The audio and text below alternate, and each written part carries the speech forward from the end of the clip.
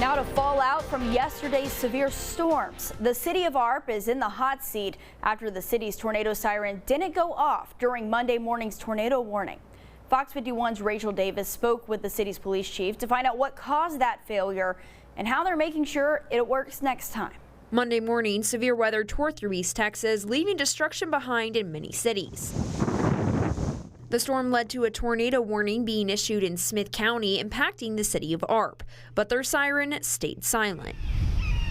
I went to set it off. Usually it rings once or twice. Well, this time it just kept ringing and ringing and ringing. Seeing it wasn't working, Police Chief Joe Keegan moved to social media. I jumped on Facebook and I made a social media post. The siren and its breaker are behind Arp ISD's softball and baseball fields.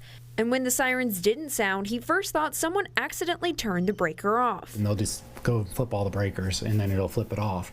But after the storms passed, they discovered the transformer actually blew a few weeks ago. Encore replaced the transformer, but then whenever they went to flip the breakers, they would spark and flip back off. So they were waiting on the ISD's electrician to come out and repair it. Now Chief Keegan says they're making plans to move the siren's electrical system somewhere closer to City Hall to create easier access. That way it would be tied into our electrical system here, and we wouldn't have to worry about any more issues with it. This is a top priority for the mayor and the city council and of course myself. Tuesday, the city brought in a contractor for an estimate. And Monday is our next city council meeting, and I'm putting it on the agenda for that meeting. He says if severe weather hits before then, they plan to notify people on social media and by sending their patrol vehicles to alert people on the streets.